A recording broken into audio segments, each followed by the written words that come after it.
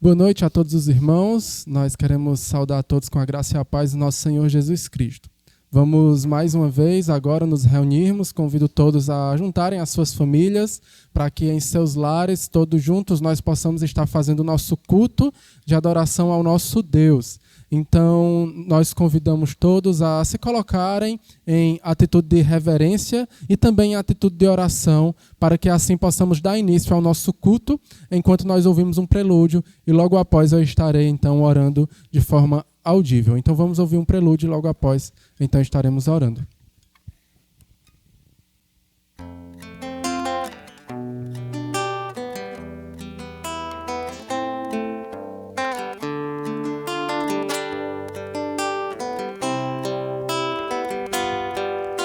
Espírito, enche a minha vida, enche-me do teu poder, pois de ti eu quero ser. Espírito, enche o meu ser.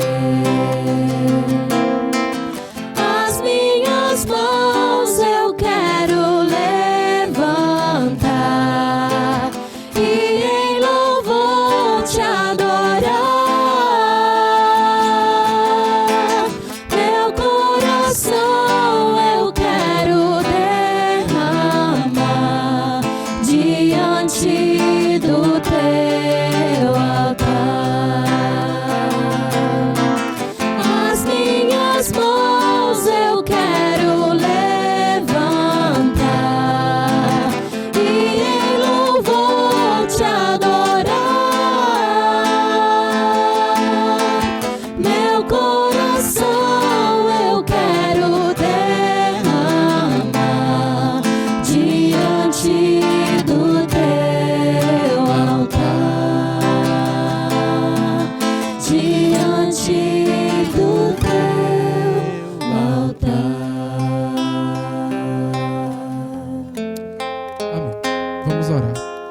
Senhor Deus e amado Pai, nós engrandecemos e louvamos o Teu nome. Obrigado pela oportunidade de podermos cultuar a Ti, mesmo distantes uns dos outros, mas nós assim, ó Deus, podemos em espírito nos unir para adorar e engrandecer o Teu nome.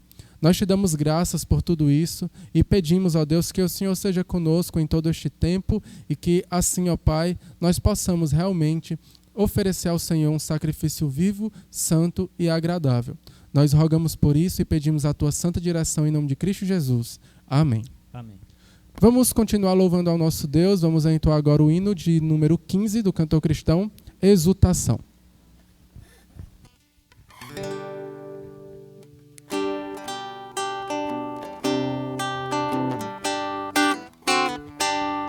A Deus demos glória com grande fervor, seu Filho bendito por nós todos deu. A graça concede ao mais vil pecador, abrindo-lhe a porta de entrada no céu. Exultai, exultai, vinde todos louvar a Jesus Salvador, a Jesus Redentor. A Deus demos glória por quanto no céu seu Filho bendito por nós todos deu. Ó graça real, foi assim que Jesus, morrendo, seu sangue por nós derramou. Herança nos céus com os santos em luz, comprou-nos Jesus, pois o preço pagou. Exultai, exultai, vinde todos louvar a Jesus Salvador, a Jesus Redentor. A Deus demos glória por quanto no céu seu Filho bendito por nós todos deu. A crer nos convida tal razão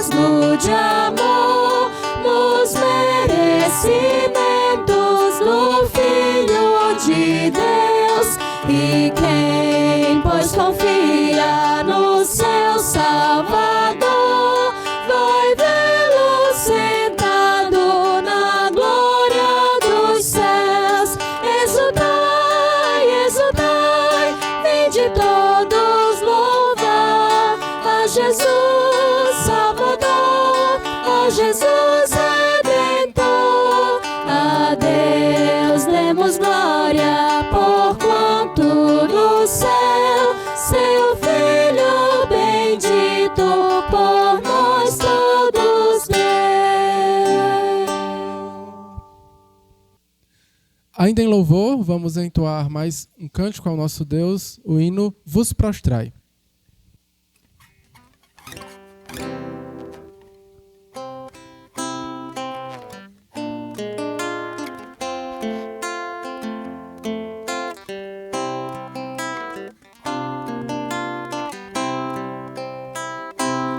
Oh, quão doce privilégio que eu tenho, na presença do Senhor poder estar,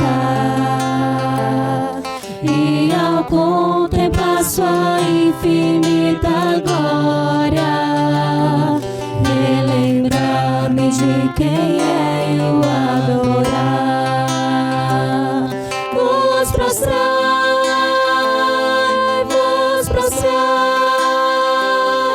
Ele é o Rei dos Reis, eterno, vos prostrai. Reino Deus lá nos céus, vinde vê-lo exaltado, vos prostrai. Ajoelhai-vos, adorai-o, vivei para amá-lo mais, vos prostrai. Deus fez tudo que se vê por sua palavra, sua mão tem o poder da criação. Mas eu sei que cada simples prece ouve quando busco sua face em oração. Vos prostrai, vos prostrai. Ele é o Rei dos Reis, eterno, vos prostrai. Reino Deus lá nos céus, vinde vê-lo exaltado, vos prostrai. Ajoelhai-vos, adorai-o, vivei para amá-lo mais, vos prostrai.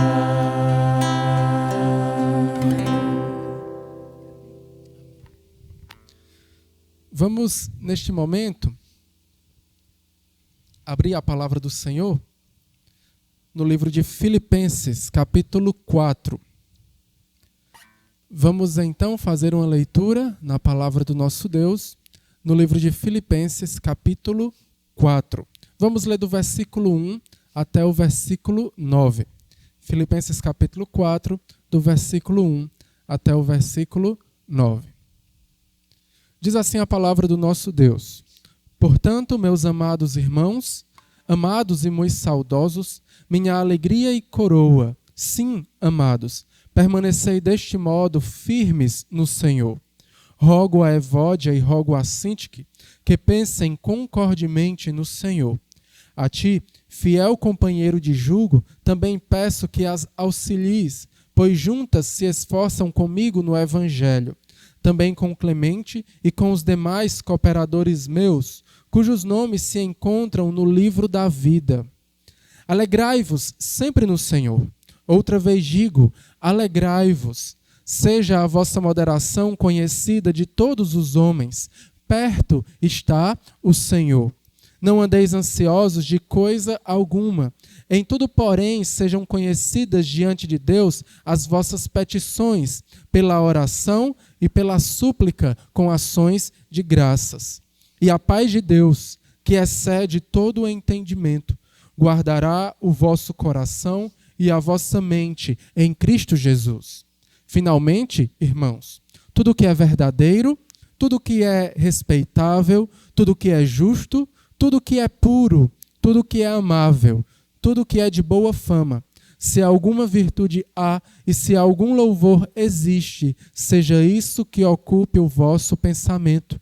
O que também aprendestes e recebestes e ouvistes e vistes em mim, isso praticai, e o Deus da paz será convosco. Amém? Vamos continuar louvando a Deus com o hino do cantor cristão, de número 398, Sou Feliz.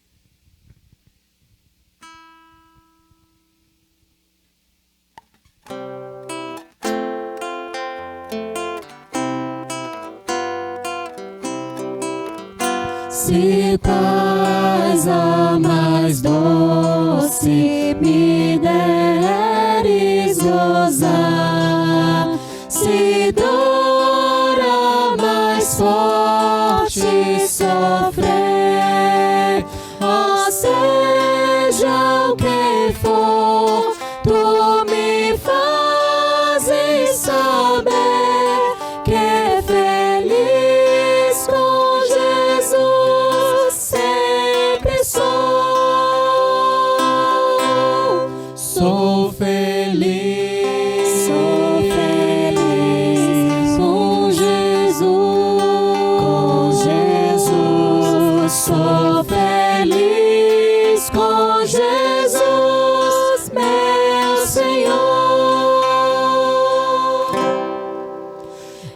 Embora me assalte o cruel Satanás e ataque com vis tentações, ó certo eu estou, apesar de aflições, que feliz eu serei com Jesus.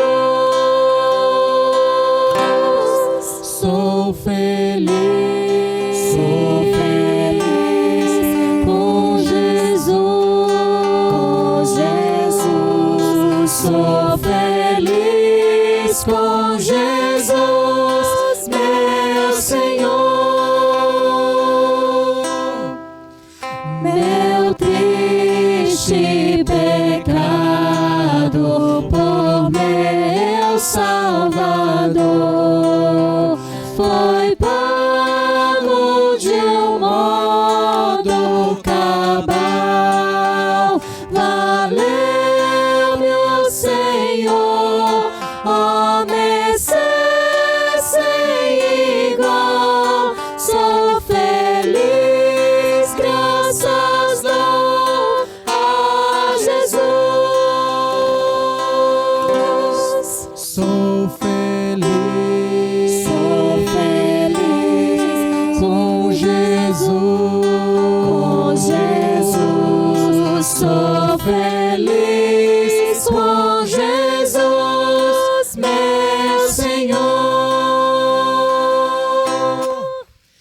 A vinda é o anseio do meu Salvador, em breve virá me levar ao céu, onde vou para sempre morar, com remidos na luz do Senhor.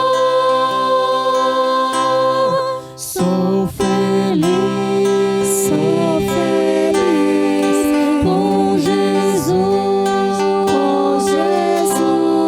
sou feliz com Jesus, meu Senhor.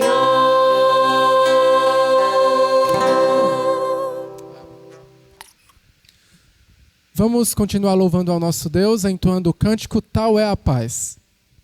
Tal é a paz que já me invade o coração, tal é o amor que só me faz agradecer e adorar e exaltar e bendizer aquele que se entregou por mim. Tal é a paz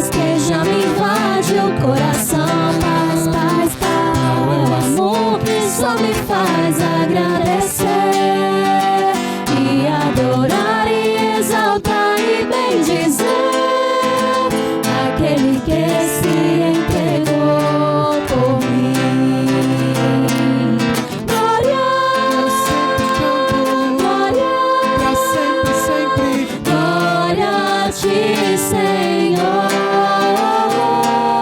Glória, Eu sempre canto, glória, pra sempre, sempre. glória a ti, Senhor.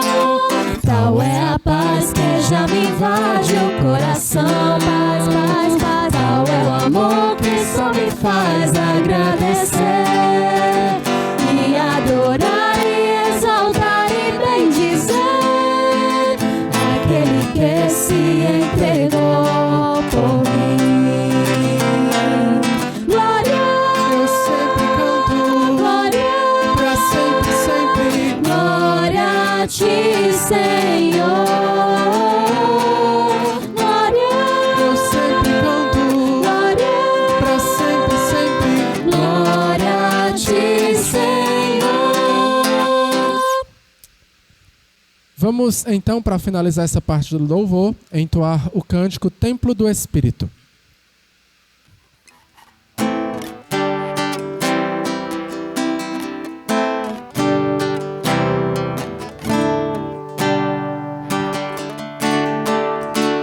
Longe de mim que eu peque contra meu Senhor, profanando o templo destinado ao seu louvor. Fui comprado pelo sangue de Jesus para adorar, glorificar. Deus ressuscitou seu Filho com poder e fará voltar a vida ao que só crer. Estou com Cristo e vivo em plena união para adorar, glorificar. Agora eu não sou mais meu, o Santo Espírito habita em mim. Vou adorar, glorificá-lo, enfim. Agora eu não sou mais meu, o Santo Espírito habita em mim. Vou adorar, glorificá-lo, enfim. Vou adorar, glorificá-lo, enfim.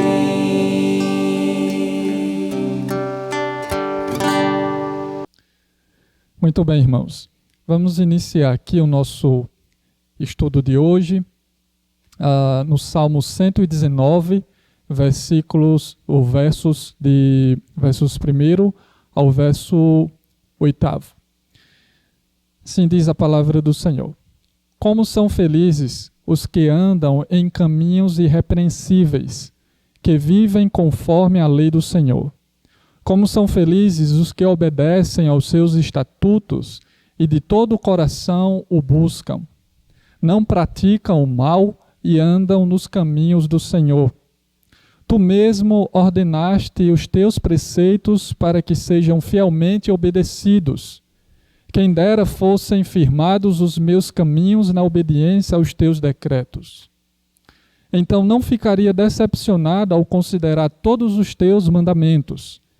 Eu te louvarei de coração sincero quando aprender as tuas justas ordenanças.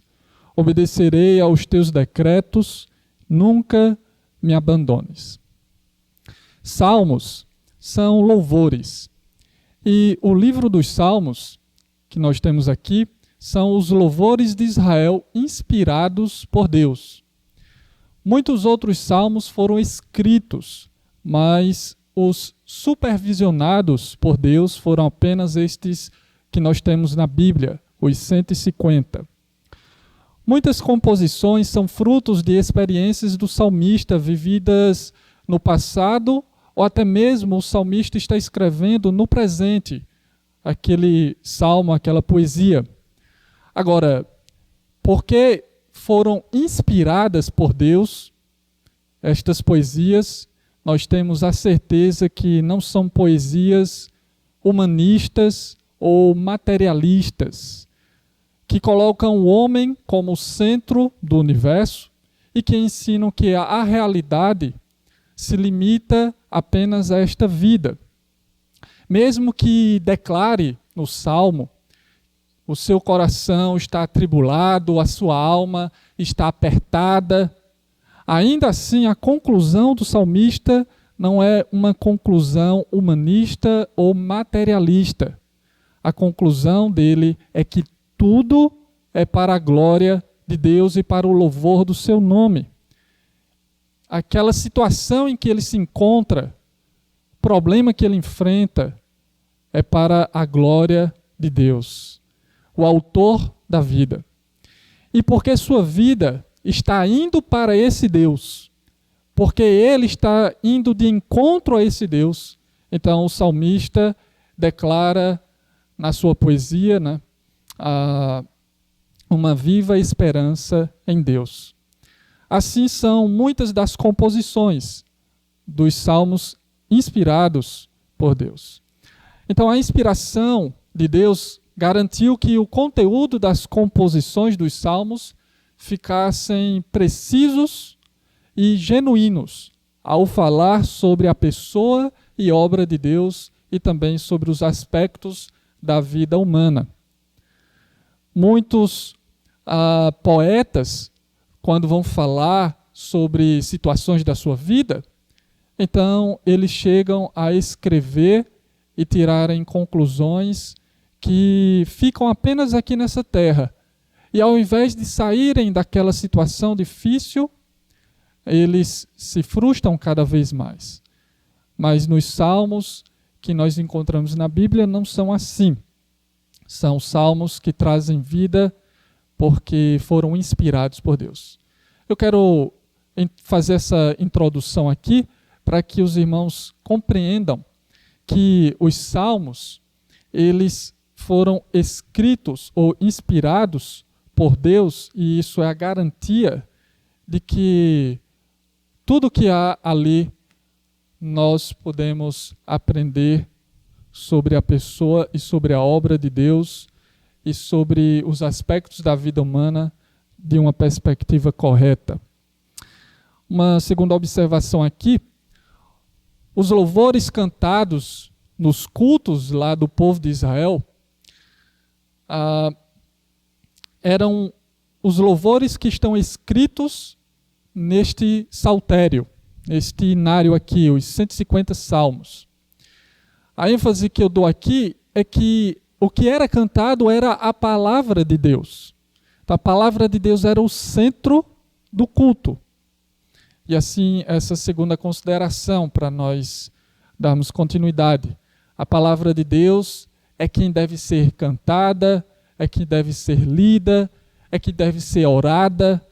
Lá em 1 João capítulo 5, 14 diz: esta é a confiança que nós temos, que se nós pedirmos ao Senhor, dentro da vontade dEle, Ele há de nos ouvir. Esta vontade não são os decretos de Deus, mas é a vontade revelada, a palavra de Deus escrita. Então, a palavra de Deus ela deve ser testemunhada, pregada no culto. É o centro.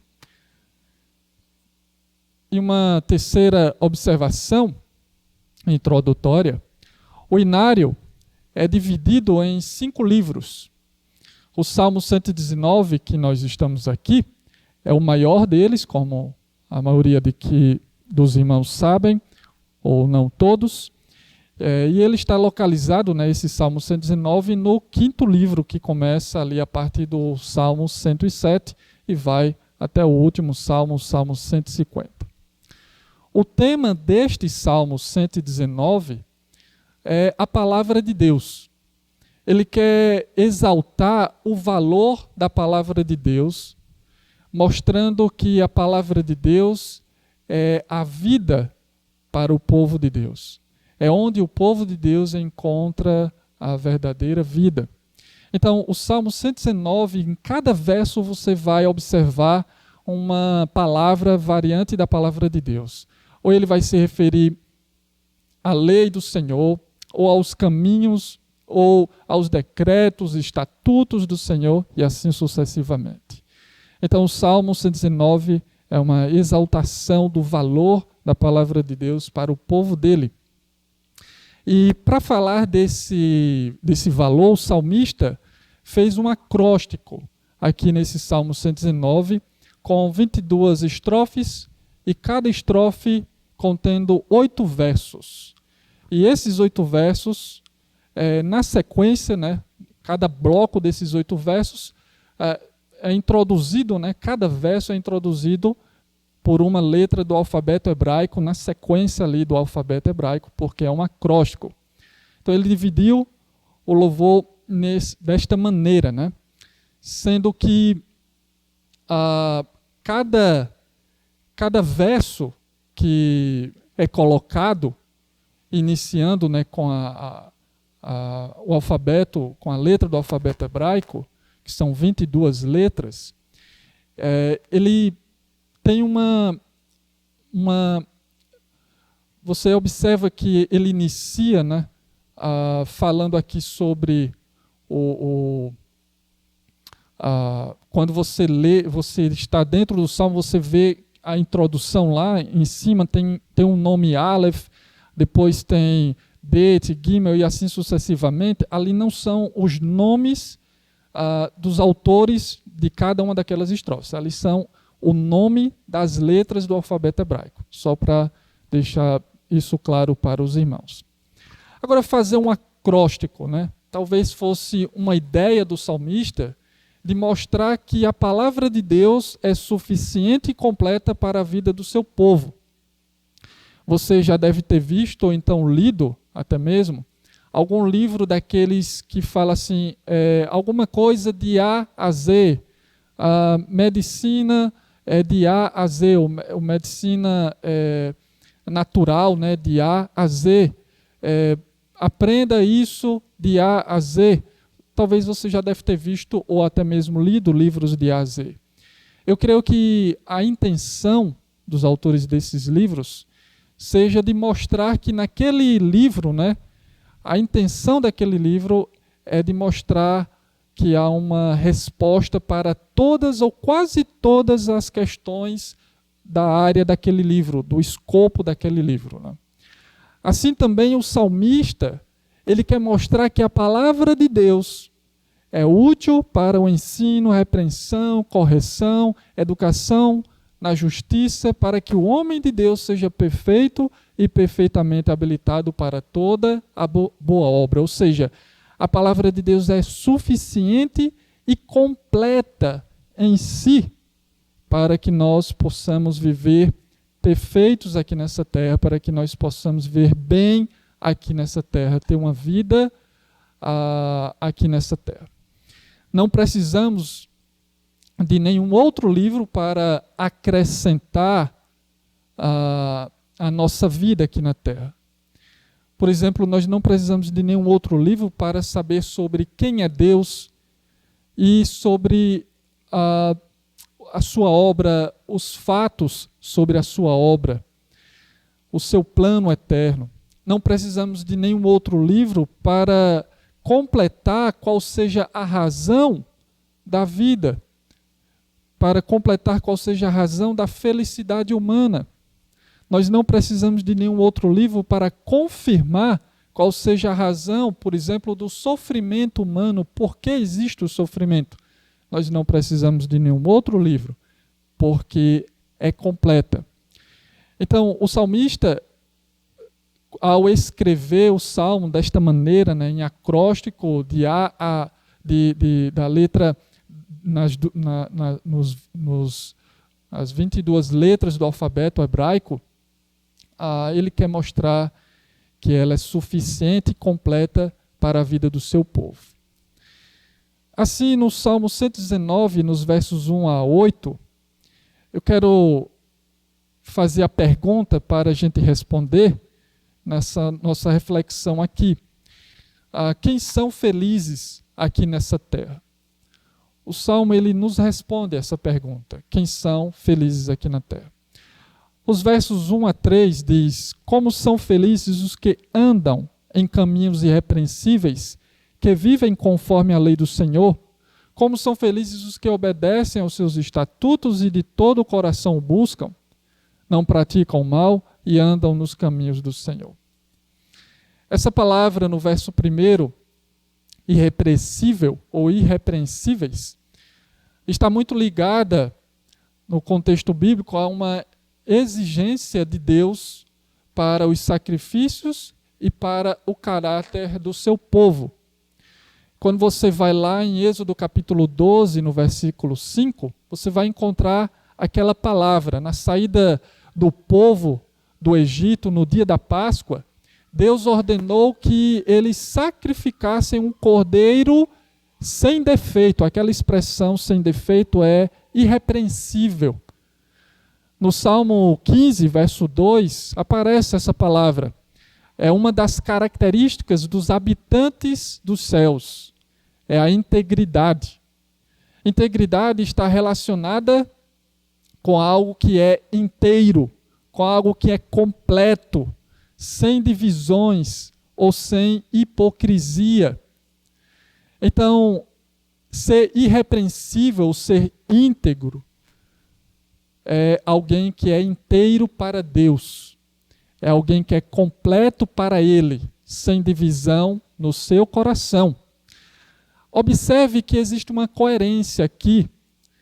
Deus não exigia daquele povo um sacrifício perfeito, sem também exigir que o povo fosse íntegro, reto ou completo para Deus. Seu coração deveria ser apresentado no altar, ou o coração do povo de Deus, o coração do ofertante, deveria também ser apresentado no altar. Não era apenas o cordeiro que seria aceito por Deus, mas, na verdade, era o coração que era aceito por Deus, e como fruto deste coração íntegro, Deus aceitava aquela oferta do ofertante, né, íntegro, irrepreensível. E somente assim o sacrifício do altar seria aceito, se o ofertante também fosse íntegro de coração. Lá em Levítico capítulo 16, no relato do dia da expiação, quando Deus ensina que eles deveriam fazer a expiação, ou deveria ter o dia da expiação uma vez no ano, diz o texto lá que eles deveriam se contristar, eles deveriam se arrepender. Ao sacerdote oferecer aqueles animais, o povo deveria se contristar e se arrepender de seus próprios pecados. Tudo isso tem a ver com irrepreensão, integridade, com inteireza de coração. A palavra andar, que nós encontramos aqui no verso 1, eu li na NVI, como são felizes os que andam, mas a palavra andar, ela aparece aqui na ARA, ou na atualizada, na segunda parte do verso, quando diz que andam na lei do Senhor. A NVI fala que vivem conforme a lei do Senhor. Essa palavra andar, ela transmite a ideia de constância. É algo que não tem oscilação ou variação, mas é constante. É uma figura de linguagem para se referir aos atos e escolhas do homem pautados em algum padrão que segue fiel, algum padrão que ele segue reto, inteiro, mesmo em tempos de adversidades, mesmo em tempos de sofrimentos, ele é constante, não varia ou não oscila, mesmo que venham as tempestades da vida. Essa palavra aparece, por exemplo, quando Elias convocou o povo à felicidade. Elias convocou o povo à felicidade lá no Monte Carmelo. Lembre-se que Elias estava num contexto de perseguição. Jezabel, a esposa de Acabe, do rei Acabe, rei de Israel, procurava matar e matou, já tinha matado muitos profetas e procurava matar todos os profetas do Senhor.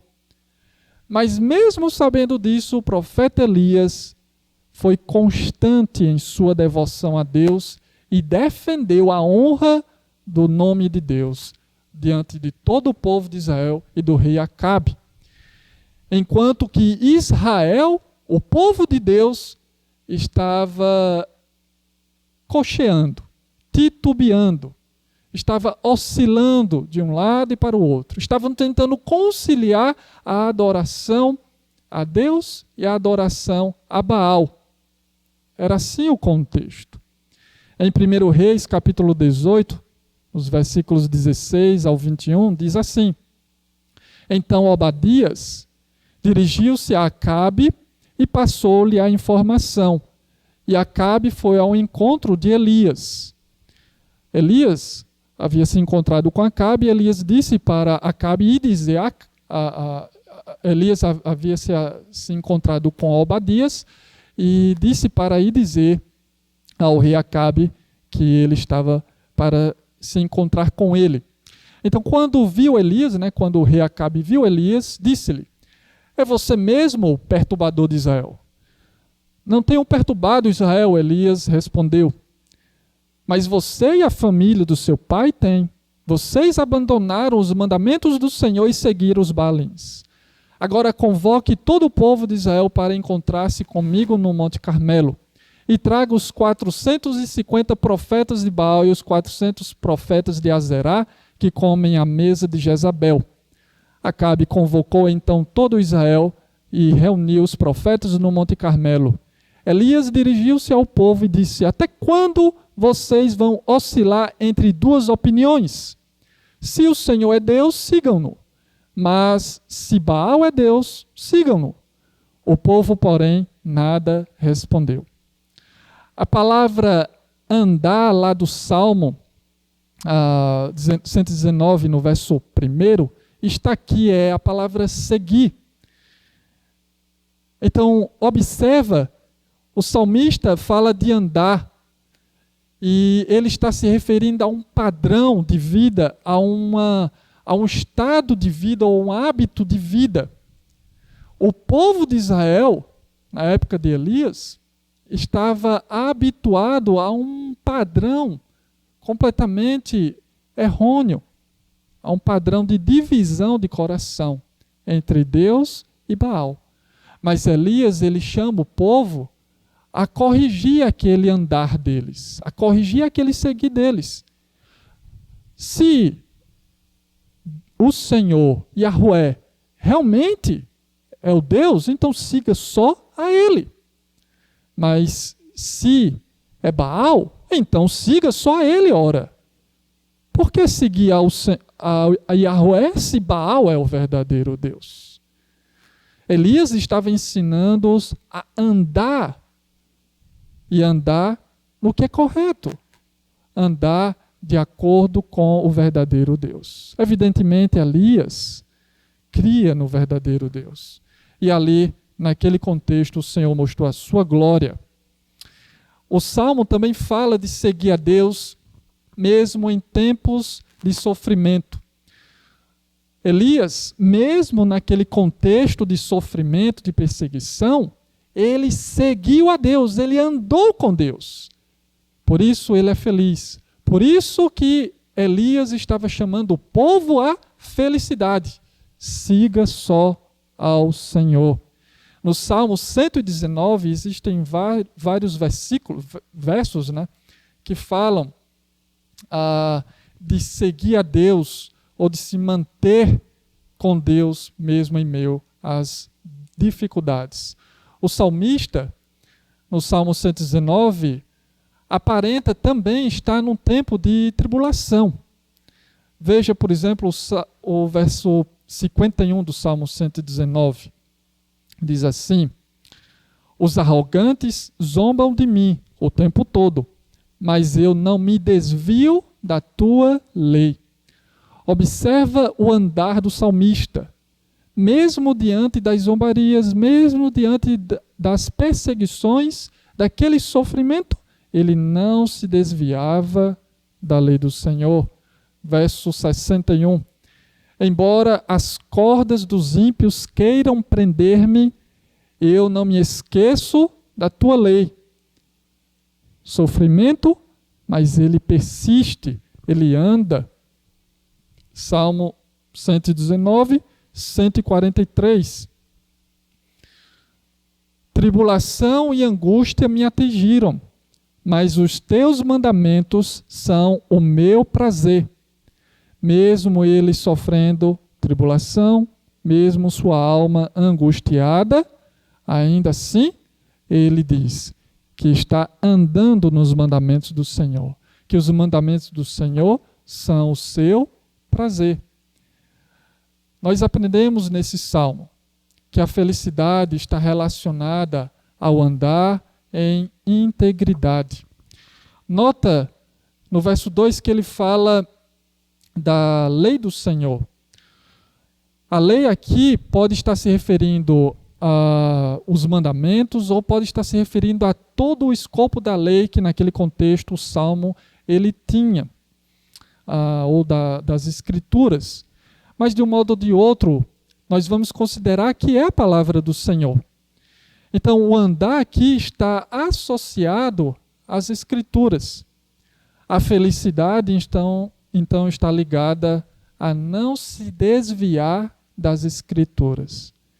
Era este o chamado, a convocação de Elias para o povo, a não se desviar das Escrituras, porque o povo, desde a lei, o povo naquela época deveria saber que só o Senhor é o verdadeiro Deus. Deuteronômio capítulo 6, verso 4 diz assim: ouve, ó Israel, o Senhor, o teu Deus, é o único Senhor. E assim Deus chama o povo a se curvar, a adorar somente a Ele. Então, pela lei, o povo deveria saber, e sabiam, mas estavam titubeando, não estavam andando da maneira correta. E assim eles não estavam sendo felizes. Não estavam sendo felizes. Então, a felicidade aqui está ligada ao andar em integridade, em irrepreensibilidade e a não se desviar das Escrituras. No Salmo diz que os que são felizes buscam a Deus de todo o coração. No verso 2, no final diz, e de todo o coração o buscam. Coração se refere ao mais íntimo do ser, ou se refere a todo o ser na sua completude, né? Se refere ao intelecto, às emoções e à vontade. Note que a pessoa feliz tem um relacionamento com Deus, com o Deus da palavra. Não somente ele tem um relacionamento com a palavra, mas ele se relaciona com o Deus da palavra. A felicidade não está em cumprir simplesmente uma regra pela regra, mas está em você estar em conformidade com estas regras por causa do Deus destas regras. Lembra sempre disso. A lei do Senhor, cada mandamento do Senhor deve sim ser cumprido para que sejamos felizes, mas não são o fim. Deus é o fim. Lá em Miqueias capítulo 6, verso 8, o profeta diz: Ele te declarou, ó homem, o que é bom e que é o que o Senhor pede a ti, que pratiques a justiça e ames a misericórdia e andes humildemente com o teu Deus. Então observa que o profeta está falando: andes humildemente com o teu Deus. O que Deus requer do seu povo é que pratique a justiça, que seja misericordioso, que ande humildemente com o seu Deus, que tenha um relacionamento de intimidade com Deus. É uma vida voltada por completo para Deus. John MacArthur diz que é um compromisso absoluto que uma pessoa tem com Deus. Então, para que isso aconteça, a pessoa não pode colocar condições para seguir a Deus. É um compromisso incondicional. Aquele que realmente é feliz é fiel no tempo da bonança e no tempo da angústia. É isso que nós aprendemos aqui. Ser feliz só no tempo da bonança e não no tempo da angústia é a marca da felicidade do mundo, que coloca a felicidade, ou atrela a felicidade ao mundo material, a esta vida apenas, ao sucesso materialista. E não pense apenas em coisas materiais quando eu falo aqui de materialismo, mas a tudo que este mundo ensina que é sucesso. Então, ser feliz só no tempo da bonança, quando nós temos as coisas materialistas e não no tempo da angústia, esta é uma felicidade do mundo, uma felicidade condicionada. Paulo é um exemplo de uma pessoa feliz, porque ele diz assim: aprendi a viver contente em toda e qualquer situação. Ele aprendeu a viver alegre, feliz em toda e qualquer situação. Ele soube estar humilhado, como também soube ser honrado. E de tudo e em todas as circunstâncias, já tenho experiência tanto de fartura como de fome, assim de abundância como de escassez. E aí ele declara: tudo posso naquele que me fortalece. Paulo era feliz não porque ele tinha ou porque ele estava em situações de bonança, mas ele era feliz porque ele estava ligado ao Deus da palavra de Deus. Porque ele era uma pessoa íntegra, porque ele estava andando com Deus mesmo diante das circunstâncias difíceis. Paulo sabia o que a palavra de Deus fala a respeito, por exemplo, da eternidade. Lá em 1 Timóteo, capítulo 1, 12, diz: estou sofrendo estas coisas, todavia não me envergonho, porque sei em quem tenho crido, e eu estou certo de que ele é poderoso para guardar o meu depósito até aquele dia. Então ele estava sofrendo, mas ele não se envergonhava, ele não se entristecia, mas ele estava alegre no Senhor, contente no Senhor, feliz no Senhor, porque ele sabia o que lhe aguardava. Quem são felizes? O Salmo quer nos ensinar que não podemos ser felizes longe de Deus e da sua palavra. Não podemos ser felizes quando oscilamos em nossa felicidade a Deus diante das circunstâncias. Não podemos ser felizes assim.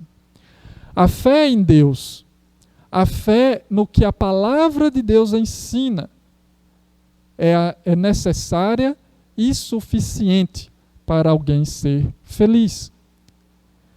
Portanto, felizes são aqueles que, mesmo diante do sofrimento, não variam em suas escolhas, mas seguem constantes e convictos na palavra de Deus, por amor a esse Deus e aguardando por esse Deus.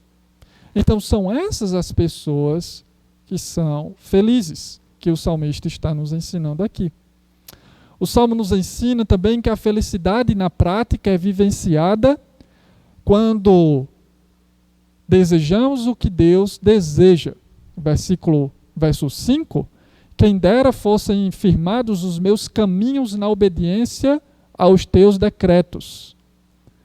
Ele deseja o que Deus deseja, Deus deseja que o seu povo seja firmado nos decretos do Senhor, na palavra do Senhor, seja firmado nele.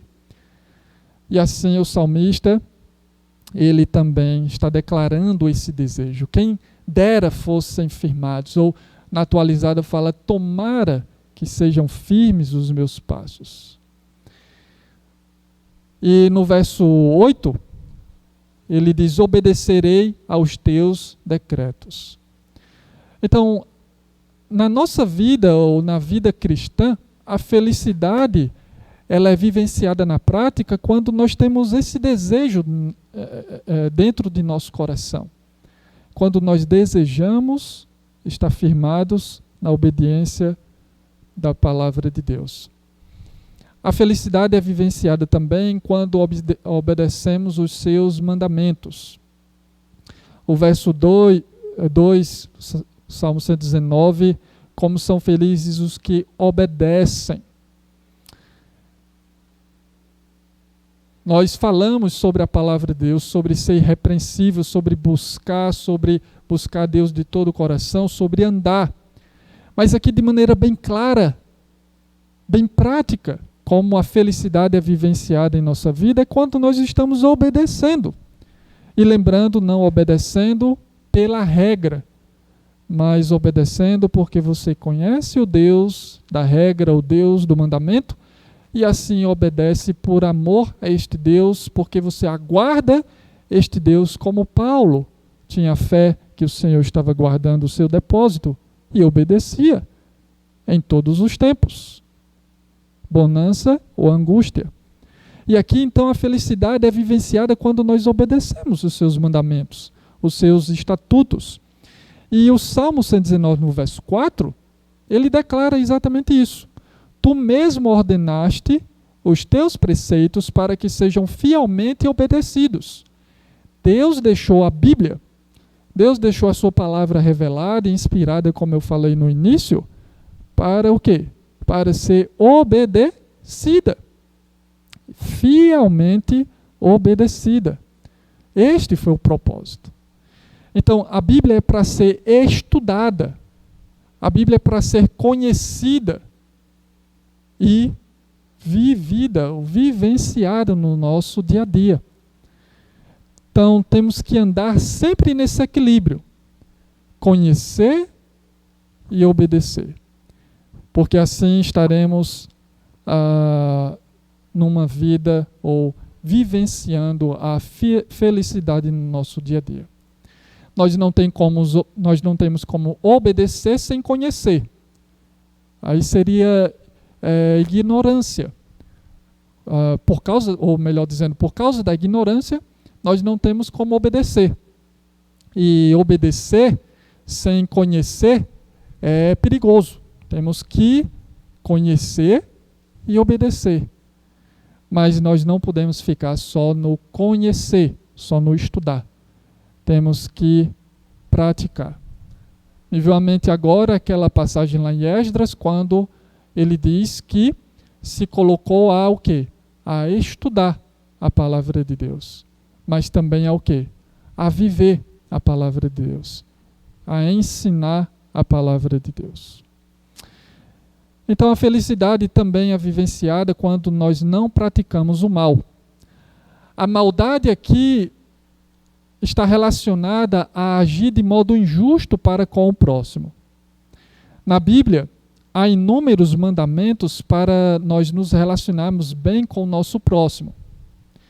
Então, uma vida feliz, nós estamos aprendendo aqui, uma vida feliz é vivenciada quando nós não praticamos a maldade ou a injustiça ou a iniquidade contra o nosso próximo. Por exemplo, não se vingarás, não pagarás o mal com o mal, não mentirás, não cobiçarás o que é do próximo, não furtarás, não assassinarás, não guarde rancor do seu próximo. Quando nós não fazemos estas coisas, nós estamos vivenciando a felicidade. Quando nós não fazemos estas coisas, quando nós buscamos, quando nós andamos sem vacilar quando nós nos tornamos irrepreensíveis nessas coisas, nós estamos vivenciando a felicidade. Quando olhamos para o próximo, sem o desejo destas coisas no coração. E de maneira positiva, só alguns mandamentos exemplificativos. Faça ao seu próximo o que você gostaria que ele fizesse a você. Perdoe. Busque aquele que te ofendeu para ganhá-lo. Esforce-se por promover a paz no seu relacionamento. Ame sua esposa, né? Submeta-se ao seu marido. Obedeça seus pais. Ensine aos seus filhos. Repreenda os seus filhos. Corrija os seus filhos e assim sucessivamente. Pense na sociedade. Submeta-se às autoridades. Pense na igreja. Ame os irmãos. Sirva uns aos outros, encoraje, consolai-vos uns aos outros. Meus irmãos, o que o Salmo nos ensina aqui é que a felicidade é vivenciada quando nós não praticamos o mal. Então, quando nós pegamos os mandamentos de Deus e vivemos, nós estamos sendo justos. Nós estamos vivendo a equidade com o nosso próximo. E isto é felicidade. Quais são as provas visíveis que nós somos felizes? Nós temos aqui duas, ele relata. Nós não seremos envergonhados. Veja no verso 6. Então não ficaria decepcionado ao considerar todos os teus mandamentos.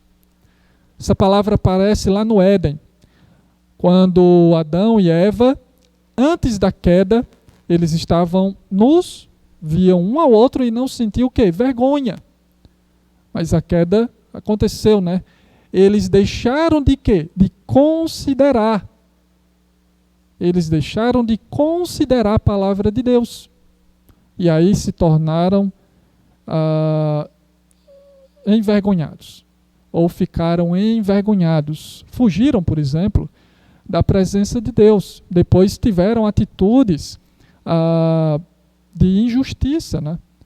Um para com o outro, um acusando o outro, se eximindo da culpa do seu próprio pecado. Então, naquele momento, né, Adão e Eva perderam a felicidade.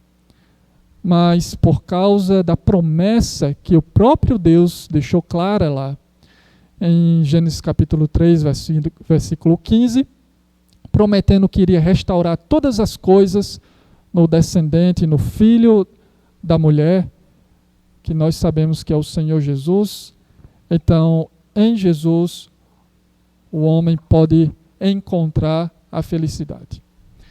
Nós sabemos que o Senhor Jesus cumpriu toda a lei.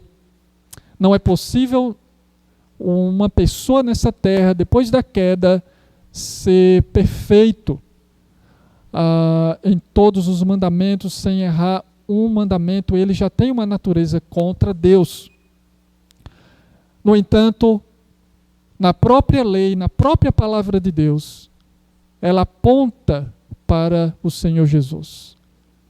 E existe o mandamento de confiar em Jesus arrependido dos seus próprios pecados, arrependido de coração. E assim, se você faz isso, você não vai ser envergonhado na presença de Deus. Jesus vai confessar o seu nome diante de Deus, porque você não negou a Deus. E lá em 1 João, na vinda do Senhor, você não vai se envergonhar, porque você está com a fé no Senhor e também está vivendo uma vida de justiça aqui na terra. E assim você é feliz. Então essa é uma prova, né, visível que você é feliz. A palavra de Deus, então, é a proteção contra a vergonha. Então, quando nós não vivemos os mandamentos do Senhor, vamos ser envergonhados. Quando a sua família, o seu casamento, quando a igreja, quando no seu trabalho, quando você não vive nesses contextos, não segue, não busca a palavra de Deus, então você vai ser envergonhado nesses contextos. Finalizando, ele fala do louvor a Deus. Esta é uma outra prova visível da felicidade de uma pessoa. Ele louva a Deus. Nota o relacionamento no verso 7 entre o conhecimento e o louvor. Eu te louvarei de coração sincero quando aprender as tuas justas ordenanças. Para nós louvarmos, é necessário conhecer. Para, por exemplo, você elogiar sua esposa, foi preciso você conhecê-la. E assim você observar características louváveis dela e elogiá-la. Da mesma forma, quanto mais o homem, o cristão, conhece a esse Deus por meio da sua palavra, mais ele tem ferramentas para louvar a Deus. Mais ele conhece o seu Deus e mais ele adora a Deus na beleza da sua santidade, na beleza da sua justiça. Então observa que a felicidade é visível quando o cristão louva a Deus por meio do conhecimento da palavra de Deus. Aqui nós não estamos falando de uma felicidade causada por uma emoção que vem por uma música bem tocada e sucessivamente. Nada contra algum tipo de emoção em uma música. A música naturalmente emociona, mas a felicidade ela vem apenas quando nós aprendemos sobre Deus. Aprendemos dos seus mandamentos. E aí sim nós teremos razões para adorar e louvar a Deus. E nisso nós somos o quê? Felizes. Porque assim teremos um coração autêntico para adorar o Senhor. Então nós aprendemos aqui sobre a felicidade, sobre o que é ser feliz. A pergunta que eu quero fazer para finalizar é: você é feliz nesta terra? Talvez você esteja preocupado com as coisas do mundo e deixando que a sua felicidade vá embora porque você fica oscilando. Mas toma cuidado. Não vá por esse caminho. Mesmo com as dificuldades, mesmo com os sofrimentos que Deus mesmo envia, ainda assim, tenha paciência e seja contente em Deus. Seja feliz no Senhor. Quero encerrar fazendo uma oração, mas antes chamando cada um ao arrependimento de pecados. Como nós vimos, não é possível o homem ser feliz com pecados no coração.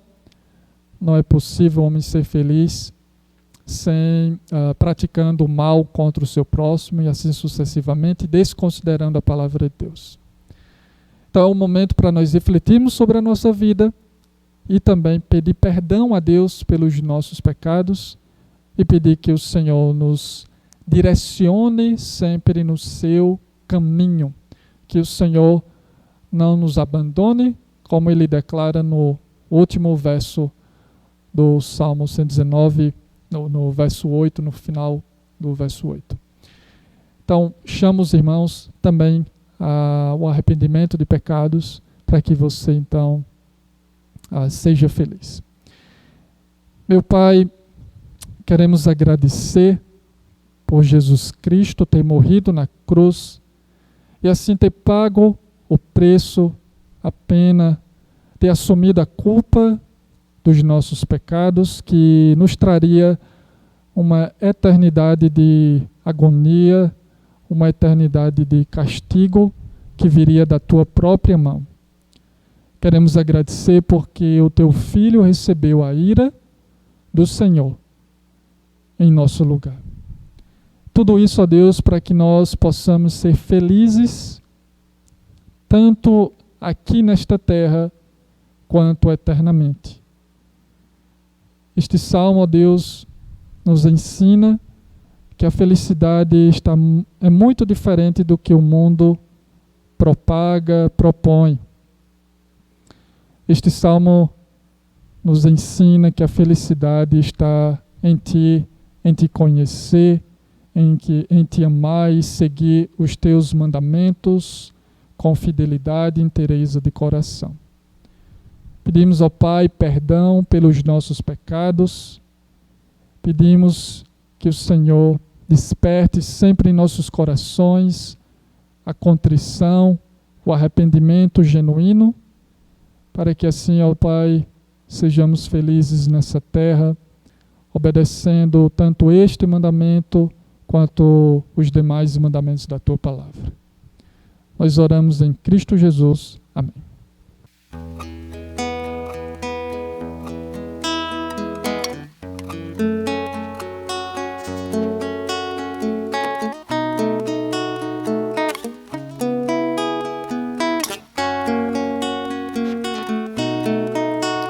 Quando a luta está travada, ventos fortes sopram em mim. Quando sinto-me cercado e a força chega ao fim. Quando a vida destrói sonhos e os vales são reais, Deus me dá quando Ele clamo asas espirituais. Deus dá asas, qual águias que renovam minhas forças para subir. Deus dá asas, qual águias,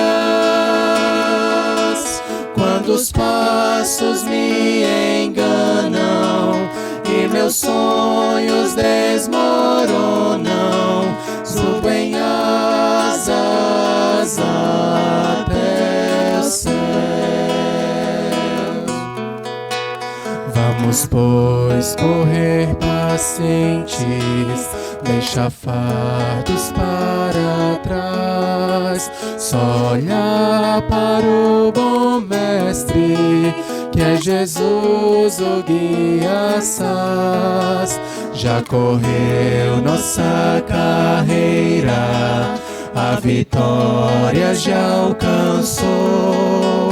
Ele agora chama os salvos, sigam-me, na glória estou. Deus dá asas,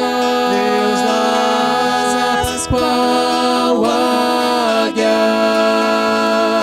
que renovam minhas forças para subir. Deus dá asas, qual águias, quando os passos me enganam e meus sonhos desmoronam, subo em asas até o céu.